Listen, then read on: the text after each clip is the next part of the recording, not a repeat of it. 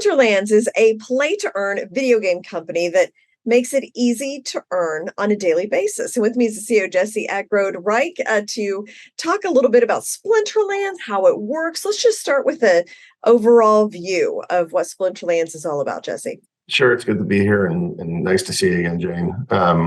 Yeah, Splinterlands is a trading card game that's built on a blockchain, and because of that, when you play matches, you're able to earn cryptocurrency. So fungible tokens, non-fungible tokens, some kind of like in-game bonuses, but all that stuff has value because the cards that you're buying, they're NFTs and they're tradable 24/7. So there's this whole ecosystem that's not just it's a game, and it's a game like Hearthstone, Yu-Gi-Oh, Magic the Gathering, Pokemon, but now it's online, it's available 24/7, and you own all the assets that you're actually buying within the game. Mm-hmm. And I remember one thing was it was easy, like you made it easy to kind of earn cryptocurrency and kind of understand and get involved in the game. Yeah, it's a big deal to us that what our mission is to bring as many people into crypto as humanly possible. So, the objective here is to go, not just in this game, but in all the projects that we work on, is to onboard the masses into crypto. We just really believe in the power of this technology to spread peace, to spread prosperity, and spread freedom. And gaming is sort of a natural highway to get people into this, that those that are playing games, they're already using multiple currencies. Like it's a pretty natural fit for those folks. So we build games. We want to mainstream users and get them onto here. No, I mean it's great what you're doing in terms of just a philosophical point of view. And I know you've had some amazing stories about how the play to earn games have changed people's lives. So you want to share one of those? Yeah, I think I have them at both ends of the economic spectrum. I have people that have sent me pictures of a bed on a dirt floor and said stuff like, "Hey, Aggie, I just really want to thank you for this game. Because of how much I've been able to earn, I'm no longer sleeping on this dirt floor. I'm now sleeping on this bed that I just bought." And so it's meaningful at the lowest end of the spectrum, where like the minnows of the world, they're able to find something that helps them grow their wealth enough to like just survive but do it in a way that's more pleasurable. And on the other end, I've had people recently. I had somebody that sold all their assets and bought a condo. Somebody just paid for their wedding with the Splinterlands assets that they've done. I've seen a bunch of cars that have been purchased and bought for their partner or mother-in-law or something. And I got emails where they're like, "Hey, dude, I'm now a millionaire. Thanks so much. This is the most wealth I've ever had in my life. P.S. Please write tax software." So it's been amazing to just sort of like see how this game has helped. There was a Motley Fool article that was written a while back that got a lot of views of like how he turned a $10 starter pack into an account value that was 17 grand. That was in the bull market. I saw another one more recently during the bear market where the guy turned $10 into a $5,000 set of assets. So, whether it's the bull market or the bear market, there's still like plenty of opportunities that are here. And to earn our fungibles, earn our non-fungibles. And, part of what we're doing, which I think makes us really unique, is that, if you look at Bitcoin was so brilliant because it made it so that here's a currency that's now this decentralized currency that we all own and operate. And nobody can freeze your assets. Nobody can take that from you. If you have the keys and you have the account, that there's nobody on the planet that can move that.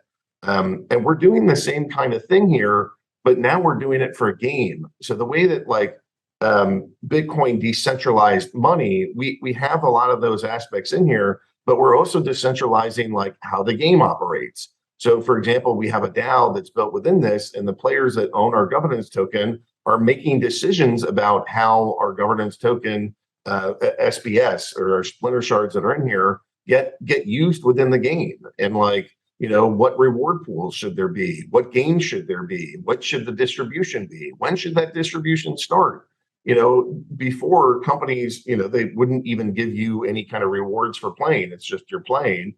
Now we're not only rewarding players, but the players themselves are making decisions about how that ought to operate.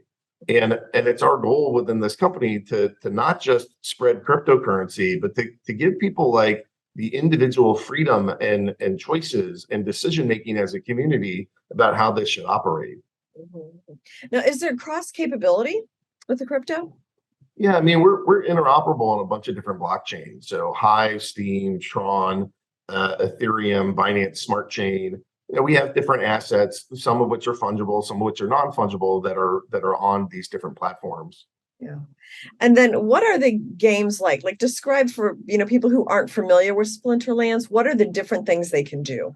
Yeah, so the gameplay, you get a match, and in that match you have a certain amount of mana that you can spend. You get different rule sets in terms of like what the individual rules might change. You know, how does armor work? How does a ranged attack work? Can you use melee attack? You know, like the whole thing. Every single match is a little bit different, and then it's also which splinters can you pick from. So every single match has a different rule set, and your goal is to go pick a summoner who's kind of like a team coach that either buffs your team or debuffs the opponent's team, and then you pick monsters, and those monsters are in the lineup. So, like from a technical standpoint, the game is as stupid simple as you could ever hope for. You click a summoner and you click some monsters. But from a strategic standpoint, it's actually really complicated because all these monsters have different abilities that kind of synergize with each other or don't synergize with each other. And it's your goal to kind of pick this, like, build this machine that cranks out powerful combinations that either heal yourself or damage your opponent or take out their back line or take out the squishy characters or focus on the tank.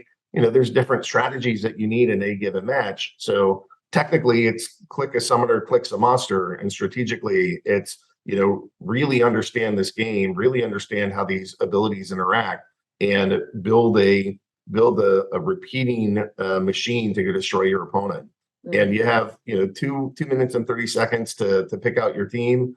And like these matches are only like 3 to 4 minutes. It's a quick auto battler. So it's not like I play a card, you play a card, I play a card, you play a card. Stuff like that we always thought was kind of slow. So we just wanted like a really fast game. So some of the players miss it initially, but then once they get into the habit of this, they really like how fast the game is. It's like a 3 to 5 minute game, and you're already on to the next one. So they don't miss that because they're happy that the matches are not 60 minutes. Okay, yeah. And then let's talk about Splinterfest. So, what is that, and what's kind of your strategy and your goal with Splinterfest? Yeah, so as a company, we try to design what we do around community, economy, and gameplay. So like the gameplay, you just heard how we like randomize all the rules and try to make every single match unique. And then when we design around community, we want to make sure that there's ways that we are engaging our players. And that, a good portion of this and some of the stickiness of why people stay here, we have this group called the Monster Mavericks, and they're people that have bought over 1,000 packs, which right now, if you buy 1,000 packs, it's $4,000. So I got about 1,000 of these guys that are part of this community, and like they stick around. We've been doing this since 2018. I got some of the same Mavs that were here in 2018 as they are right now. They just like this community. They like hanging out with each other. They talk about strategies, talk about the game. They're voting with their stake. They're flipping cards. It's like a whole ecosystem, but it's also like a social interaction. And the internet is a wonderful place to have these social interactions, and we all live far apart from each other. We're in like over 150 countries, so we're everywhere. But then the question is, how do you interact more closely and with more realness and more feeling, and just get to know the guys that you've actually been spending the last 4 years with. And so we put together an event that's out in Vegas, and it's called Splinterfest. And one of the things that the guys always want is the ability to understand, what are we working on? What are we doing? Why are we doing it? What's the order? How soon is it coming out? Some of that is just they're interested in a product roadmap. Some of that they think that there's going to be economic impacts to the game and the tokens and everything else, depending on what features we roll out next. So some of that is just interest, some of that is gameplay, some of that is economics. Sometimes it's these kind of community events that they want to know. So with Splinterfest, it gives us the opportunity to not only help the players interact with each other, but this company that's doing the lead development for this game, we try to take in player suggestions. There's a whole website called feedback.splinterlands.com where we'll take feedback from the players and prioritize what things we work on based off of what the players are telling us to do. And then we also have kind of this DAO where, if the players are voting for things, we'll either change the direction that we're in or work on the things that the players are wanting us to do, because that's a big part of this. So from both the social perspectives, from economic perspectives, from a governance perspective, it's really important that we all get together, and whoever optionally chooses to be there gets to go see what we're working on, hear in details the kind of specs and things. Over the past couple weeks, we had 3 different product launches, and we sold out of all 3 for the pre-sales in this like pretty horrific bear market. We had a new card edition launch, and the sales for this went entirely to the DAO. So the money didn't come to Splinterlands, and we still are selling packs for this, and that money still goes to the DAO. And so that when we started that, the first round of that sold out in like 1 minute and 39 seconds or so. The next thing that we did is we had a tower defense game that we said, hey, we're going to roll this out. So we had a governance vote to reward SPS to the players of this game. It passed. So then we rolled out a pre-sale for the game, and that pre-sale sold out in about 12 hours. That is money that goes to the company so that we can develop that game. And then we had a third one. We're building a PFP project. And this PFP project's kind of unique because most of those PFP projects don't have utility. Maybe you can like show your image in Twitter or something for the profile picture that you own, but that's about all the utility that they have. We're calling this Project Rooney, and those Roonies can be used in the game as a playing card. So not only can you own a PFP and a PFP project that's on Ethereum and trade it, and there's lots of people that like doing that, but then we also have utility where you can stop trading it, stake it in the game, and you have a pretty powerful monster that you can call upon. So we did a pre-sale for that, and that one sold out in about 1 minute and 20 seconds. So in the middle of a bear market, we did three back-to-back pre-sale launches within 9 days and sold out of all 3. So we have a lot of development, and in Splinterfest, players want to know, what did they buy? How is this going to work? So we have panels of the creatives and panels of the developers and panels of the marketers of how we're making these things, what the priorities are, what the roadmap's going to be, explain all this to the players in more detail than we can do when it's like, we do like a 1-hour show every week or a 2-hour show to sort of talk about the pieces that we're doing. But now it's like, here's a weekend that is just either straight up the company communicating what we're doing, or we also have some tournaments going on. And those tournaments are for the people that can be there in person, and we're giving away tens of thousands of dollars of prizes for the people that are playing this game on location in Las Vegas at the Luxor and the HyperX Arena. Yeah. Well, I think that's fascinating that you're also doing the in-person stuff, because I feel like that's still an important part of this, and probably makes everybody in the community just feel even more kind of emotionally attached to Splinterlands. So, but not just emotionally attached to us, but emotionally attached to each other, right? Like, I can name off, 1,000, maybe not 1,000 people, but tens and hundreds of people that play this game, and especially the Mavericks that are like the big spenders that I spend a lot of time with personally. But I haven't met a lot of them in person. I've been in Discord meetings and talked to them on calls and taken suggestions and watched them put in GIFs and memes and just chat for a long time.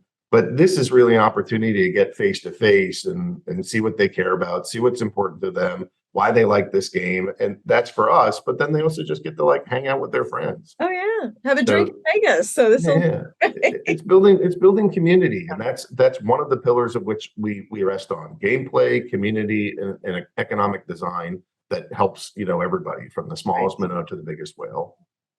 Well, thank you, Jesse. Great to get an update on Splinterlands. Best of luck with everything, and we'll talk soon. I want to put in one quick pitch that we have a partnership with Major League Soccer Players Association. Okay. It's like the 4th largest sport in the United States. It's got over 100 million fans, and we're rolling out a game for them. The pack sale starts on 10/18, and it's part of a sports initiative called Genesis League Soccer. and or Genesis League Sports, and this one is kind of like our soccer start. So hopefully folks can join us at genesisleaguesports.com, and then they're able to go participate with us. That if they like owning trading cards and they want it to be sports themed, and they're excited about the sport of soccer and that 100 million person fandom that's part of that, I'd welcome you to come join us and not just do this for Splinterlands, but start looking at a variety of sports games that we'll be rolling out soon too. Awesome. Thank you so much, Jesse. Yeah, it's a pleasure. Thanks, Okay, Jane. thanks.